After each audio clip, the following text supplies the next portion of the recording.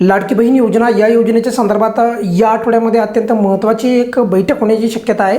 ती म्हणजे मंत्रिमंडळाची जी आहे बैठक होण्याची शक्यता आहे याच आठवड्यामध्ये, म्हणजे आता आज 2 ऑगस्ट आहे आणि याच ऑगस्टच्या पहिल्या आठवड्यामध्ये, ऑगस्टच्या पहिल्या आठवड्यामध्ये जे आहे एक मंत्रिमंडळाची बैठक होण्याची शक्यता आहे आणि त्या मंत्रिमंडळाच्या बैठकीमध्येच आपल्या या लाडकी बहिणीच्या संदर्भात काही महत्त्वाचे निर्णय पण होण्याची शक्यता आहे। आणि त्याच्यापैकी बघा, ही रूटीन मंत्रिमंडळाची बैठक आहे, म्हणजे असं नाही की पहिल्यांदाच अशी मंत्रिमंडळाची बैठक होती वगैरे।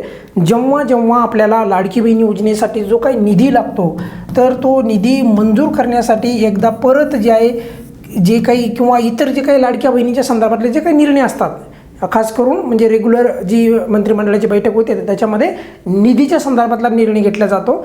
मग त्याच मंत्रिमंडळाच्या बैठकीमध्ये जेव्हा ही मंत्रिमंडळाची बैठक होणार आहे, म्हणजे याच आठवड्यामध्ये होण्याची शक्यता दाट आहे, बरोबर। कारण गेल्या वेळेस अशाच दरम्यान म्हणजे पहिल्या आठवड्यामध्ये शक्यता होत असती, तर याच्यामध्ये ठरवलं जातं की किती निधी दिला जाणार वगैरे वगैरे, बरोबर।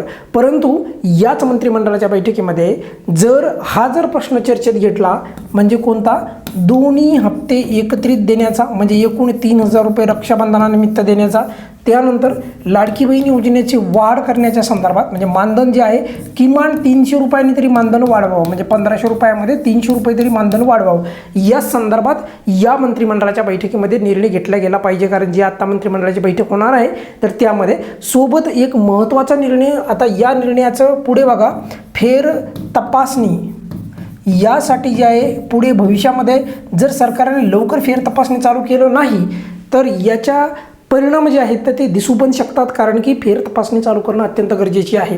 असो, अतिशय महत्त्वाची गोष्ट म्हणजे निधीच्या संदर्भात या मंत्रिमंडळाच्या बैठकीमध्ये निर्णय होण्याची शक्यता असते। पण ह्याच मंत्रिमंडळाच्या बैठकीमध्ये जो निधी संदर्भात निर्णय जो घेतला जाणार आहे, तर माझं असं मत आहे की एकूण किती महिन्याचा निधी द्यायचा, तर ह्या संदर्भात पण त्यांची चर्चा मंथन होईलच।